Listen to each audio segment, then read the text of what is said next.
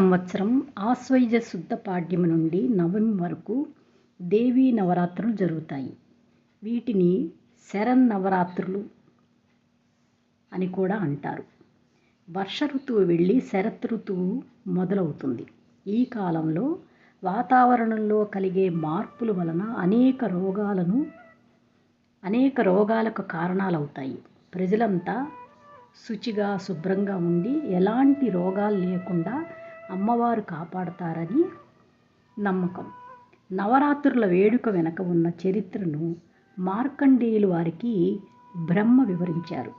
ఈ అవతారాలు భక్తులకు ఆధ్యాత్మిక మార్గం, సత్యం, ధర్మం అర్థం చేసుకోవటానికి ఇవి సహాయపడతాయి. అమ్మవారికి వేర్వేరు అవతారాలు ఉండటానికి ప్రధాన కారణం వివిధ రకాల శక్తులను, స్వభావాలను, వివిధ సమస్యలను పరిష్కరించడానికి ఆమె అవతరిస్తుంది. నవరాత్రుల సమయంలో వివిధ అవతారాల్లో పూజించడం వల్ల భక్తులకు ఆయా దేవతల ఆశీస్సులు లభిస్తాయని నమ్మకం. అవతారాల వెనుక కారణాలు ఏంటంటే, అమ్మవారిని వివిధ రూపాల్లో పూజించడం ద్వారా ఆమెలోని వివిధ శక్తులను ఆరాధించవచ్చు. నవరాత్రుల సమయంలో పార్వతి, లక్ష్మి, సరస్వతి రూపాల్లో పూజించడం వల్ల జ్ఞానం, సంపద, శక్తి మొదలైన వాటిని పొందవచ్చని నమ్మకం. ప్రతి అవతారము ఒక ప్రత్యేక ఉద్దేశం కలిగి ఉంటుంది. ప్రతి అవతారానికి ఒక నిర్దిష్టమైన శక్తి లేదా లక్ష్యం ఉంటుంది. ఉదాహరణకు భక్తులకు రక్షణ కల్పించడము, దుష్ట శక్తులను నాశనం చేయటము వంటివి. ప్రతి అవతారము ఒక ప్రత్యేకమైన రూపము మరియు లక్ష్యంతో వస్తుంది. ఇది భక్తులకు దేవి యొక్క వివిధ శక్తులను, రూపాలను అర్థం చేసుకొని వాటికి అనుగుణంగా ఆరాధించడానికి సహాయపడుతుంది.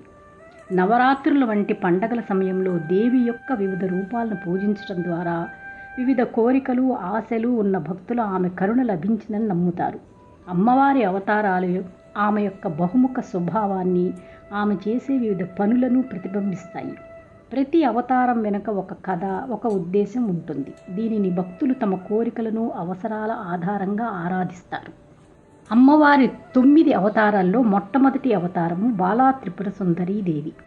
త్రిపుర సుందరి దేవత యొక్క బాలికా రూపము. ఆమెను తరచుగా 9 ఏళ్ల బాలికగా వర్ణిస్తారు. అయితే ఆమెలో గొప్ప పరాక్రమం ఉంటుంది. ఆమె పార్వతీదేవి యొక్క ఒక అంశగా పరిగణించబడుతుంది మరియు శక్తి దేవతలలో ఒకరిగా పూజించబడుతుంది.